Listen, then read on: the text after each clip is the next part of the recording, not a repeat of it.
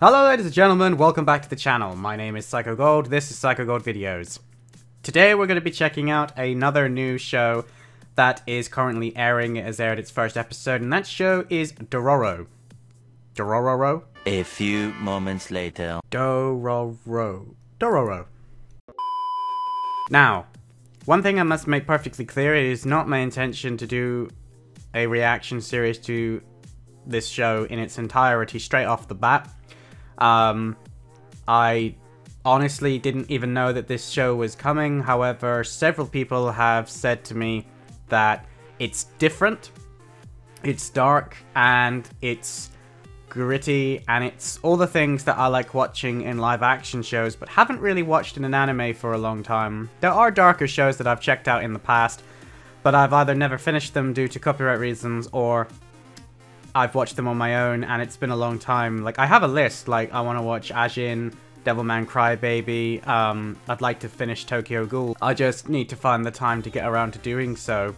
Dororo is a show that apparently is based on a manga that is very old, so I'm expecting this to be very different to anything else that we've got going on right now, unless of course they're going to update it. But a lot of people have been telling me that this show is from, like, the grandfather of manga, so that this is like one of the those shows that could be the dark horse of anime, and it could become one of the better shows that is going to be airing. Now, like I said, I'm not saying that I'm going to react to the entire series, because that will mean that I'm trying to check out 4 currently airing shows, which isn't so much of an issue, but I also don't know if I'm going to be able to fit them all in combination with everything else that I've got to do. So I'm going to check out this episode, the second episode, probably the third episode. But if I haven't decided whether or not I like it by then, I might keep watching it on my own, but I probably won't do reaction videos to them unless you guys overwhelmingly ask for it and there's a lot of support for it, in which case, obviously I'll keep checking it out. If you guys like the show and you guys want to keep hearing my thoughts on it, that's not an issue. But yeah, either I need to really enjoy it like I did with The Promised Neverland, or you guys need to make it very clear that you like the show and would like to see more. So obviously, if you enjoy it and you want to see more, don't forget to click like right from the word go, and leave comments letting me know that you enjoyed it and you would like to see more. But with that said, let's actually kick this off and see what this show is all about, because I know a little bit about this show. I know that it's a bit weird, but I don't really know how we get to the show's premise, and I don't really know what we're going to do after that. So some of this is probably going to surprise me. So yeah, let's get into it. 3, 2, 1, go. So we're starting off with the birth of a child, which I believe the child is the main character. From what I understand. It's really weird how he's got that red X on his head though, man. Is it a scar? Is it a tattoo? I'm not quite sure. Hall of Hell. So this is obviously set in feudal times. I don't know the exact year, but the fact that we're looking at a samurai, as far as I can tell, he doesn't have the red X, so is he going to make some sort of a deal with demons? Alright.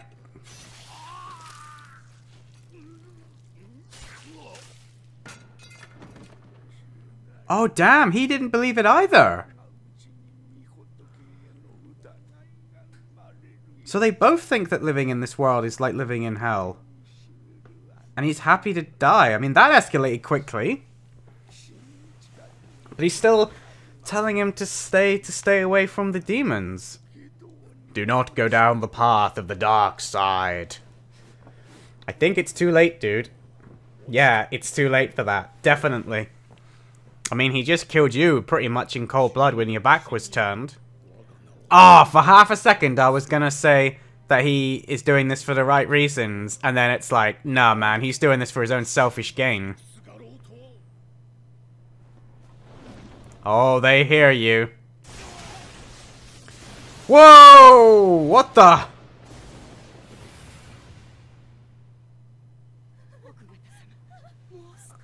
Okay, so that's how we got the red X. It's the mark of his deal with the devils that have obviously agreed. Jesus! Stop that!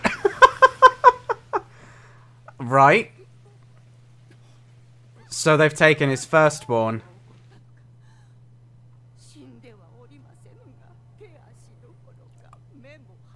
Okay.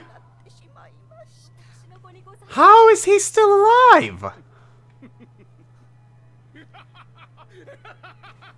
Why is he laughing? Wait, the statue sacrificed itself? So did the goddess intervene? Was the lightning strike supposed to take more than it actually did? What the? Is that an undead samurai? How can you be used to this sort of thing? What is happening to his face? Or what is there instead of his face? Let's put it that way. Oh, that's worse, surely. Just, if you're going to abandon it, just drown him. Whoa, what in the name of...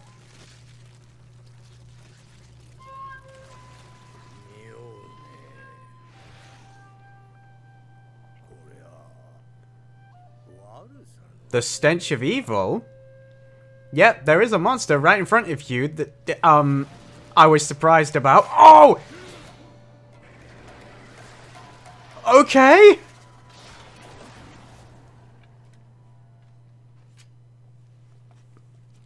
Alright then. So, is he blind? In which case, he's not going to care how that baby looks, is he? But he can still see something. Not human, not a ghoul. Oh! So he knows that whatever's in that boat is cursed. Is he going to try and rescue it? Okay, so he gives prosthetics to people who have already died. That's interesting. So that they're more whole, I guess? Oh, wow. Decaying dog there. This is a... Like I said at the beginning, guys, this is not a cheery show. That much I knew going in, but... Yeah, I kind of agree with him. Or her. I think it's him. Oh, nice shot, kid. Oh, no. Oh.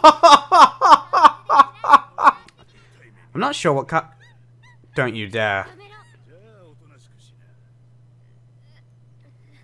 I was gonna say, no, you leave the dog alone. Oh, he's letting them... he's letting them beat them up so they wouldn't hurt the dog. Oh! He's also very tough. Like, he's a kid. Oh, he did it again! Oh, and he drew blood!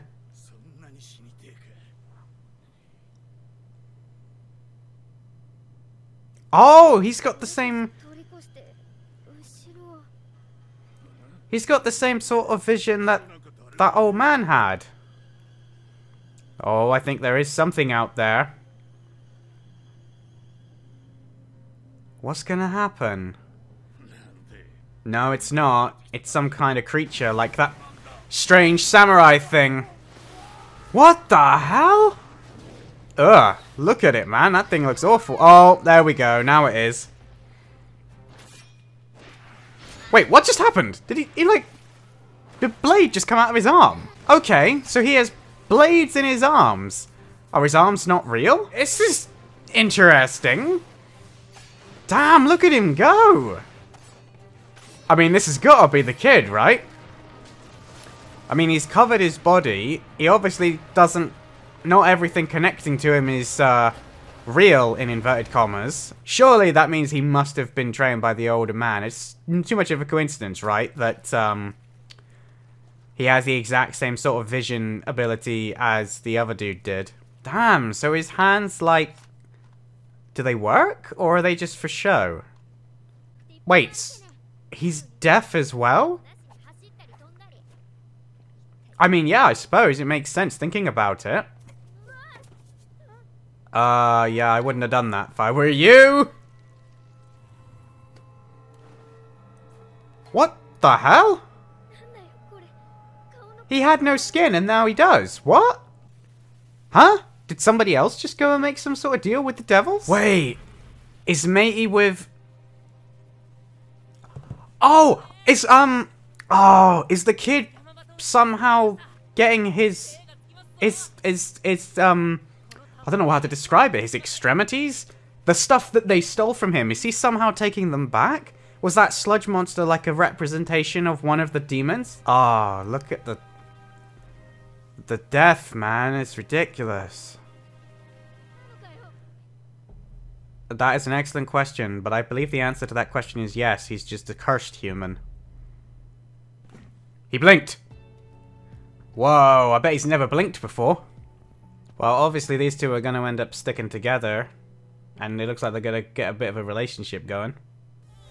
Well, there you go, ladies and gentlemen. That was Dororo episode 1, and you know what? That was actually really good. I like that. I know that first episodes tend to be, like, able to pull you in because they're trying to excite you for the rest of the series, but if the series can keep that level of quality up and can keep my interest like the first episode did, then I could see myself watching this. I'm really looking forward to exactly where this show is going. I know nothing about the manga or the story. I think someone said that the writer is the same person who wrote Astro Boy, which obviously is a legendary manga stroke anime. Even I know that character, and you know, many different versions of that character has been incarnated over the years, and if Dororo can have that same level of resonance with its audience and can have that same level of quality, then I think this could be one of those shows that starts off with not many people talking about it, and within a few episodes it's going to have a lot of people talking about it. Unfortunately, I think it's aired in a season that has some really great anime coming. We've got The Promised Neverland, which I obviously checked out the other day, and that was absolutely incredible. We also have Rising of the Shield Hero, which, whilst it has sparked a bit of controversy, which I almost did a video about, but in the end I decided not to, I still think it's going to be one of the bigger anime of the season. And obviously we have the return of Mob Psycho 100, so that's fairly big anime all trying to compete with one another. Plus, that is, you know, there are other anime still airing. We still have Slime, and, you know, other shows that I'm not checking out are still really popular. So it is a very crowded time in terms of good anime to watch. So I can understand why I might not have heard any real buzz about Dororo. Now, people on my Discord did talk about the first episode, and I kind of want to bring that up because some people said that they weren't sure how they felt after seeing the first episode, and now I understand what they mean by that. I personally, I really liked this episode. I like dark stuff. I like macabre stuff. You know, my partner and I, we absolutely love Black Mirror. I grew up on darker shows. I grew up in viewing things that are morally grey and maybe you shouldn't justify. I absolutely love The Shield, which if you've never seen that, it's a live action show, not an anime, but honestly, the first episode, man, if that doesn't hook you in, don't bother, but that's all I'm going to say on that. I've always really been attracted to shows where things aren't black and white, where things aren't as simple as they're the good guys, they're the bad guys. I like shows like that, don't get me wrong, but I also really like shows like this, where there's a lot of stuff going on in the background. It's much more of a less happy-go-lucky universe, which is the reason why I was drawn to Goblin Slayer. But ultimately, I think Goblin Slayer kind of moved away from what I thought it was going to be. Maybe Dororo is going to be the type of show that I thought Goblin Slayer was going to be. And for those wondering, yes, I saw Berserk back in its day, and I love Berserk. Guts is one of my favorite characters, so before everybody starts recommending that I check Berserk out, Berserk is one I have seen. Haven't checked out the new series though, and I'm not sure I ever will. But anyway, that shot when the child is born and then the lightning comes down, I mean, that lightning, that way the demonic presence came in kept making me jump, which was great, but B, when he finally took the cloth off and we got to see what was underneath the cloth, that image is absolutely scarring. Not just terrifying, it's scarring. That would stay with you if you were one of those people. That would keep you up at night for years if you saw that underneath the robe, especially if that's your kid. His dad offering to give him anything and then being more concerned with the fact that that meant that the demons had accepted his deal as opposed to being upset that his son is having to suffer through this torture was just... He is not a likable character, man, in any stretch of the imagination. He killed the old man that was defending the Hall of Hell and trying to warn him to not speak to the demons, and he told him flat out that he would pay, but clearly he doesn't care. He doesn't have that same kind of moral reprehension. He doesn't have that attachment to people that most of us have. You know, he really doesn't even seem that attached to the mother of his child. He's just using her to bear him an heir, which he flat out says. I mean, she even still addresses him as my lord, which I believe was fairly common practice back then to have those kind of relationships, but even so, to not have any real kind of attachments to his just born son was kind of like, wow dude, that's cold. But then again, you are the sort of person that went and made a deal with the devil instead of trying to work out a way to get what you want like a normal person. Which, you know, I was going to say that I could understand if his motivation was he wanted to save the people in his kingdom. But he flat out told the demons that he doesn't actually care about the fact that all this famine is causing people to die. It's the fact that by a result of that, he's going to get weaker and therefore not be able to achieve his goal of even more power. He's so ambitious, he wants to rule the country. And it's like, damn, this dude is like building himself up to be a supervillain. You know? He is just so consumed with his own self-gratification, with his own ambitions, that anybody else gets in his way, man, and he's just going to cut them down just like he did the old man, and he's going to toss them aside just like he's done his son. Obviously, we saw at the end of this episode that he has another son. He has got an heir, but even so, it's kind of like, wow, man, this guy... You don't want to underestimate him. He's a psychopath, he's cold, and he is just laser focused on what it is that he wants, and he ain't gonna let anything get in his way. I don't think we're done seeing the evil things that he's probably going to do before this show is through. And with that said, we also got introduced to a kid, and I didn't realize that the kid was actually the main character that the show is, or... I didn't realize, should I say, that the show Dororo is the name of the kid. I thought that the main character was the baby that has everything stolen from him. But maybe it's, obviously, judging from the ending credits, it's actually going to be the two of them. Which kind of makes sense if, you know, the main character doesn't actually have that many ways of communicating. He can't really express himself, although... somehow he now has skin from the looks of it, which is a bit weird, but I'm assuming that, you know, we're going to get explanations to what exactly is going on in future episodes. I wonder if the speech, the ability for our skinless baby to talk is going to be something that comes later. But then now that I think about it, are those eyes that he's got real or are those eyes fake? Because he did blink, but that could still be fake eyes. So I don't know, maybe this isn't the first time he's done this, or maybe this is the first time he's done this, and he now has his skin back, essentially, which is kind of weird. Like the old man said earlier in the episode, he's cursed, but that is the only explanation for how he could still be alive, because he technically should have died, like, instantly, when the demons took all of that stuff from him. So it is very weird, like, oh, that sequence where it looked, the old woman was obviously ordered to drown him, and you could see, like, blood coming out of his sockets, and all the veins on his skull was piping up. It was like, nah, man, that I can't, just, no. And I was like, it's so well done. And then, just when you thought it couldn't get any freakier, in the background you could see that, like, dead samurai armor suddenly light up, and it was like, wait, what? And I thought that it was an undead samurai that was about to come back to life, but in reality it was much worse than that.